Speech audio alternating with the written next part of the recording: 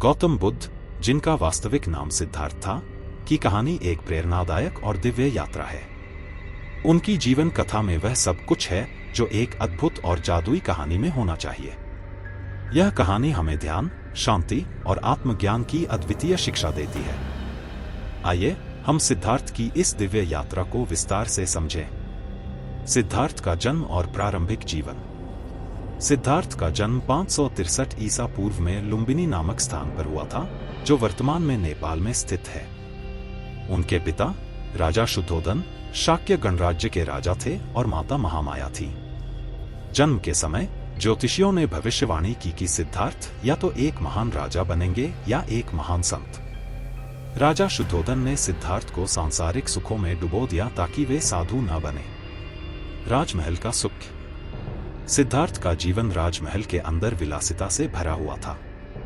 उन्हें किसी भी दुख, दर्द या कष्ट से दूर रखा गया। उनका विवाह यशोधरा नामक राजकुमारी से हुआ और उनके एक पुत्र राहुल का जन्म हुआ। परंतु राजमहल के इस सुरक्षित वातावरण में भी सिद्धार्थ का मन कभी शांत नहीं हुआ। वे सदा जीवन के सत्य की खोज में रहते थे। 4 दृश्य।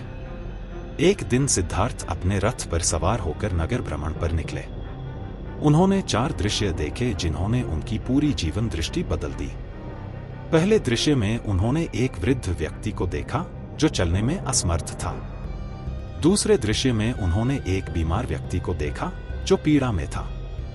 तीसरे दृश्य में उन्होंने एक मृत व्यक्ति की शव यात्रा देखी और चौथे दृश्य में उन्होंने एक तपस्वी सन्यासी को देखा जो शांत और प्रसन्न दिख रहा था। इन दृश्यों ने सिद्धार्थ के मन में गहरे सवाल उठाए। जीवन का वास्तविक अर्थ क्या है?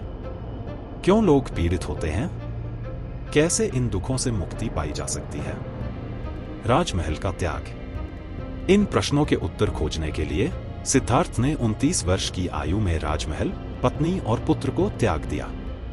उन्होंने राजसी वस्त्र उतारकर सन्यासी का वेश धारण किया और जीवन के सत्य की खोज में निकल पड़े। यह उनका महान त्याग और दृढ़ संकल्प का प्रमाण था। कठोर तपस्या। सिद्धार्थ ने अपनी खोज में कई गुरुओं से शिक्षा ली और कठोर तपस्या की।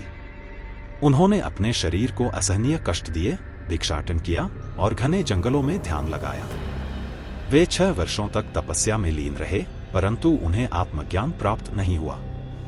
तब उन्होंने मध्य मार्ग अपनाने का निश्चय किया, न अत्यधिक विलासिता, न अत्यधिक कठोर तपस्या। बोधि वृक्ष के नीचे ध्यान। सिद्धार्थ बोधगया पहुंचे और वहां एक पीपल के वृक्ष के नीचे ध्यान में बैठ गए। उन्होंने संकल्प किया कि जब तक उन्हें ज्ञान प्राप्त नहीं होगा, वे वहां से नहीं उठेंगे। वे कई दिनों और रातों तक ध्यान में बैठे रहे, जिसमें उन्होंने विभिन्न प्रकार के विकारों और भ्रमों का सामना किया। अंततः एक पूर्णिमा की रात उन्हें सत्य का ज्ञान प्राप्त हुआ। वे गौतम बुद्ध अर्थात जागृत हो गए। प्रथम उपदेश और धर्मचक्र प्रवर्तन। गौतम बुद्ध ने अपना पहला उपदेश सारनाथ में दिया, जिसे धर्मचक्र प्रवर्तन के नाम से जाना जाता है। उन्होंने 5 सन्यासियों को 4 आर्य सत्य और अष्टांगिक मार्ग की शिक्षा दी। ये 4 आर्य सत्य हैं। दुहक है। दुहक का कारण है। दुहक का निरोध संभव है। दुहक के निरोध का मार्ग है। अष्टांगिक मार्ग 8 आचरणों का समुच्चय है जो व्यक्ति को निर्वाण तक पहुंचाते हैं। सम्यक दृष्टि, सम्यक संकल्प, सम्यक वाणी, सम्यक कर्म, सम्यक आजीविका, सम्यक प्रयास, सम्यक स्मृति, सम्यक समाधि। शिक्षाओं का प्रसार। बुद्ध ने अपने जीवन के शेष 45 वर्षों तक विभिन्न स्थानों पर भ्रमण करके अपनी शिक्षाओं का प्रसार किया। उनके अनुयायी सन्यासी, गृहस्थ, राजा और सामान्य जनों में से थे। उनके उपदेशों ने असंख्य लोगों को जीवन का सही मार्ग दिखाया। बुद्ध ने करुणा, अहिंसा और मैत्री का संदेश दिया। उन्होंने लोगों को सिखाया कि अपने मन को शांत और स्थिर बनाकर वे दुखों से मुक्ति पा सकते हैं। निर्वाण और महानिर्वाण। 80 वर्ष की आयु में गौतम बुद्ध ने कुशीनगर में महापरिनिर्वाण प्राप्त किया।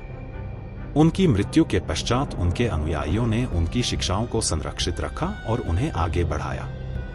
बुद्ध के अनुयायी आज भी उनकी शिक्षाओं का अनुसरण करके अपने जीवन में शांति और प्रसन्नता पाते हैं। गौतम बुद्ध की जीवन कथा हमें यह सिखाती है कि सच्ची खुशी और शांति बाहरी सुखों में नहीं, बल्कि आत्मज्ञान और आंतरिक शांति में है। उनकी शिक्षाएं हमें जीवन की गहरी सच्चाइयों का ज्ञान कराती हैं और हमें आत्म परिवर्तन की प्रेरणा देती हैं। उनका जीवन एक अद्वितीय और जादुई कहानी की तरह हमें सतत प्रेरित करता रहता है।